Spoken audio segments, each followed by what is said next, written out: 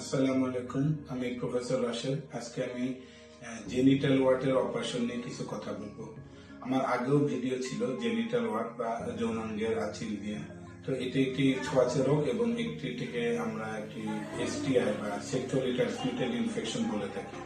এটা সাধারণত দেখা যায় যে প্রাইভেট পার্টের আশেপাশে ছড়িয়ে থাকে এবং এটা দেখা যায় যে চিকিৎসা না করলে দীর্ঘমেয়াদী ছড়ে যায় এবং খুব তাড়াতাড়ি অনেক জায়গায় ছড়িয়ে পড়ে। আমার আজকে যে রোগীর কথা বলবো উনি এই আঁচিল হওয়ার পর উনি হোমিওপ্যাথি ডাক্তারের কাছে গিয়েছিলেন। হোমিওপ্যাথি ডাক্তারের কাছে যাওয়ার পরে কয়েকদিন ওষুধ ব্যবহার করছেন। আলটিমেটলি দেখা গেছে যে আঁচিলটা আরো পুরো শরীরে ওনার প্রাইভেট পার্টে থায়ে পিছনের দিকে সামনের দিকে বহু জায়গায় অংশে ছড়িয়ে পড়ছে এবং বড় বড় হয়ে গিয়েছে এবং আস্তে আস্তে হওয়ার পর্যায়ে রয়েছে। তো এত জায়গায় আঁচিলকে আসলে আমরা একটু একদিনে পার্মানেন্ট ট্রিটমেন্ট করা সম্ভব না। এই ধরনের আঁচিলের বিভিন্ন ধরনের চিকিৎসা রয়ে গিয়েছে, যেমন রয়ে গিয়েছে এটা দ্বারা ইলেকট্রোকটারি করি বা ইলেকট্রো সার্জারি যেটা বা ক্রায়ো সার্জারি করি, আমরা অনেক সময় কার্বন ডাইঅক্সাইড লেজার করি, অনেক সময় এক্সিশন করি বা অনেক সময় বিভিন্ন কেমিক্যাল ইনজেকশনও পুশ করে থাকি।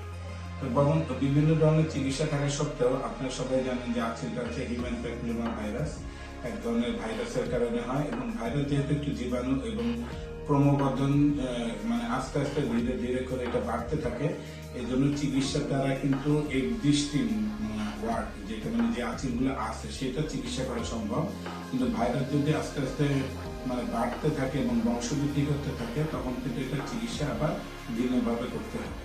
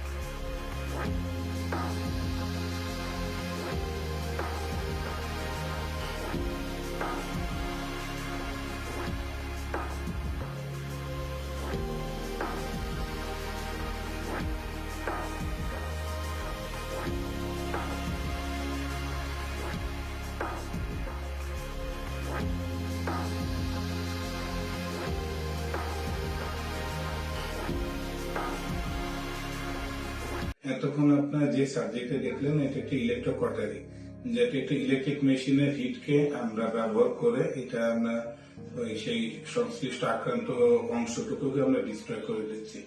এই স্পেসিফিক নাম হচ্ছে ইলেকট্রোডেসিকেশন। এছাড়া আপনার আগেও শুনেছেন যে বিভিন্ন টাইপের সার্জারি করা যায়। তো ইলেকট্রোডেসিকেশনের মাধ্যমে আমরা এই রোগীটা সার্জারি করলাম। ইলেকট্রোডেসিকেশনের বিভিন্ন মেথড আছে, কিছু কিছু মেথড আপনারা দেখেছেন এটা। তবে সাধারণত যে পরিমাণ আমি আগেও বললাম যে পরিমাণ ইলেকট্রোকটারি জেনিটাল ওয়ার্ট হয়ে গিয়েছে সেটার জন্য আসলে একটা সেশন যথেষ্ট না। সাধারণত আমরা আমাদের এই রোগীর জন্য সম্ভবত সর্বনিম্ন 5টি সেশন লাগতে পারে। কারো কারো কমও লাগে, কারো কারো বেশি লাগে, এটা লেশনের সংখ্যার উপরে ভিত্তি করে।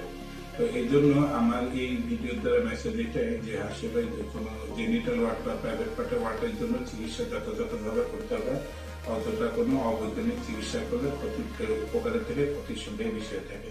ধন্যবাদ।